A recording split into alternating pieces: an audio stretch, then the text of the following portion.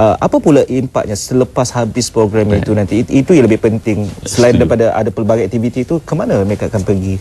Saya setuju yang itu. Kita tak nak program ini habis terhenti setakat ini. Okey, katakanlah mereka telah percaya, yang penting ialah mereka tahu apa mereka nak buat pada masa depan. Okey, di mana saluran mereka? Betul. Contoh, katakanlah mereka ni minat, budak Mat Rempit ni minat sangat menunggang motor. Pemotoran. Jadi di mana saluran mereka? Pertama, dia kena ada hero yang betul. Dia jangan ambil idola yang betul, pemain bola sepak, tetapi cita-cita dia menjadi industri dalam permotoran. Okey, yang pertama. Yang kedua, di mana saluran-salurannya yang nak kita tujukan?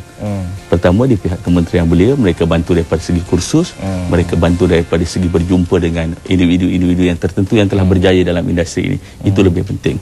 Contoh, kalau dia minat dalam usahawan, dia minat dalam berniaga, dia minat daripada segi katakanlah industri bank ataupun daripada segi construction, dia mesti ada tahu saluran.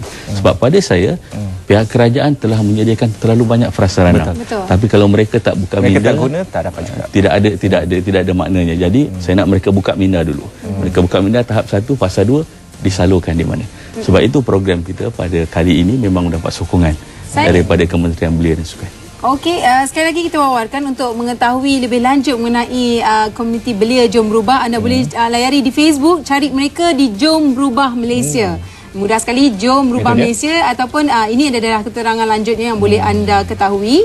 Jadi Jom Berubah adalah platform yang baik untuk anda. Jadi sokong mereka. Jumpa nak tahu lebih lanjut tadi, kita dah wawarkan. Pergi ke Facebook mereka. Apa tadi? Jom Berubah Malaysia. Jom Berubah Malaysia. Terima kasih Encik Budiman. Terima kasih. Kita doakan selamat maju jaya kepada program ini, insyaAllah. Terima kasih. Baik.